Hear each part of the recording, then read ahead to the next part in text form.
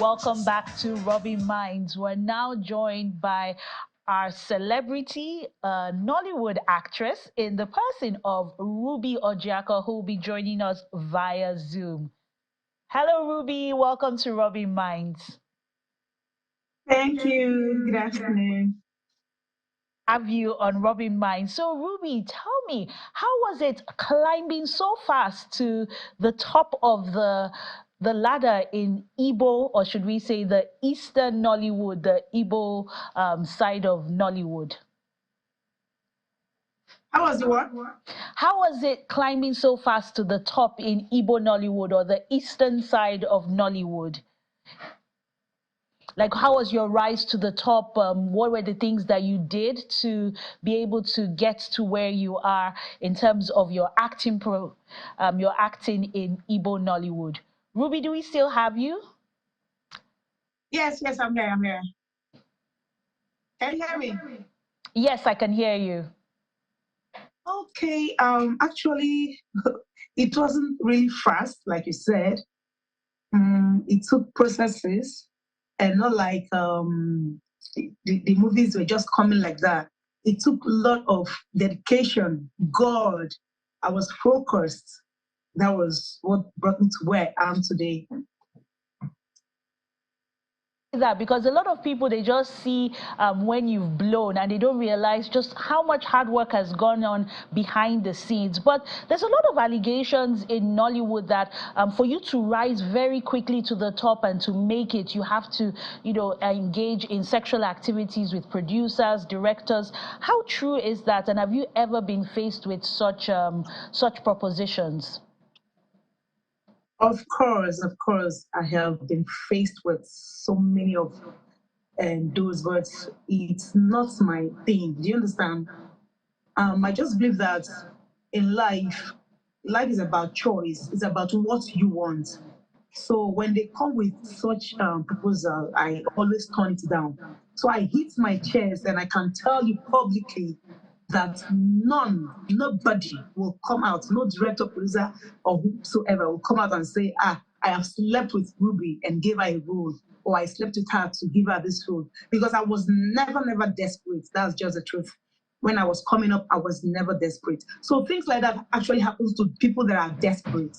Yes, they want to rise overnight. They want to be superstars overnight. They want to get to the top because this person has made it. They just want to. So once you tell them, this is how it will be, give and take, they will just accept. But in my case, it wasn't like that. My case, it was just God. If you don't want to give me the role, you can go with it because I believe in my craft. I believe, yeah, of course. And how has Do you it been for understand? you turning down those advances? Do you feel that you would have risen quicker to the top? And for the young people coming behind you, what advice do you have for them? What can they do to ensure they don't fall prey to, some of these advances? The truth is, whether you sleep with these people or not, if God says you will not get there in the time you feel you will get there, you will not. Everything is just God. Because if maybe I had slept with those people, I wouldn't have gotten to where I am today. Do you understand? Or maybe I might have passed this level, or I might be below the level I am. So I believe everything is just God. It's not even about sleeping with people. So sleeping with people is never the best. It's never the best route to take. So what my advice to the upcomers, please, you sleeping with director, producer will not make you a superstar overnight. You might sleep with that person, and at the end, you end up being nowhere. There are lots of people that have come like that and they've all gone. Today we can't even find them. A lot of people that came, sleeping with different directors, producers. Today I can't even find them. They've all fallen out. They've all gone out because when they sleep with you, they tell the next person that wants to give you a job, before you give them this role, sleep with them. I don't collect my own share. Before you know, you've ended up sleeping with almost all the producers and directors in Nollywood. And at the end, you will not have face to face them. You won't have the mouth to talk in public. By so doing, you become ashamed of yourself, and before you know it, the person has left Nollywood. So we have so many girls like that have fallen apart, that would have gone far. Ruby, yeah. Do you have any names in particular of people that have fallen by the wayside as a result of this? And do you have any role models that you look up to? Oh my word! The truth is, I can't start mentioning names of people that that came through that process and um, fallen apart or something like that. I can't start mentioning their names. But of course, I have role model. In fact, I have number one role model in this Nollywood. The truth is, Tony Abraham. I don't know, our world best, Tony Abraham. She's my role model. My role model. That's Tony Abraham. I always look up to her.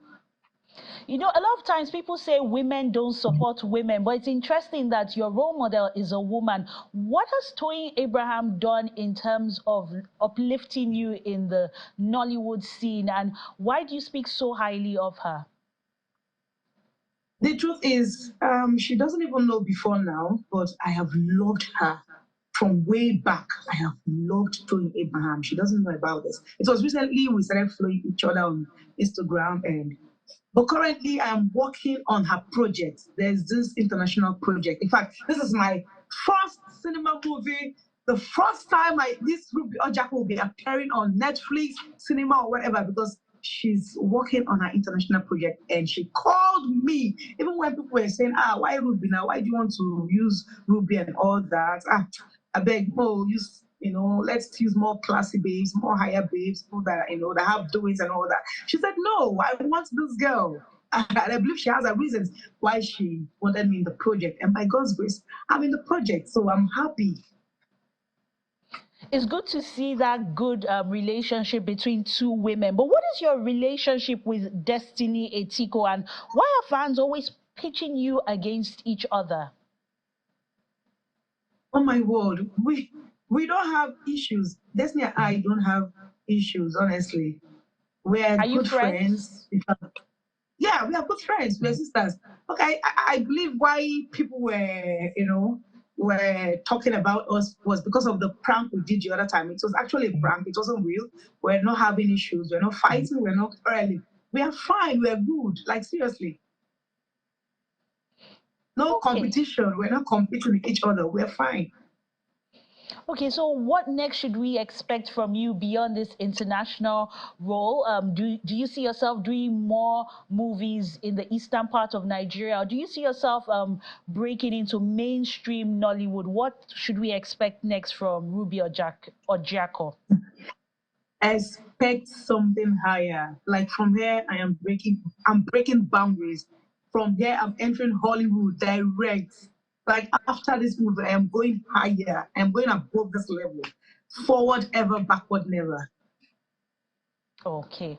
I think the final question will be, is Nollywood very lucrative? Because we see a lot of actresses maybe act 2 or 3 movies, and the next thing is we see a mansion, they're posting on Instagram. Does it really pay as much?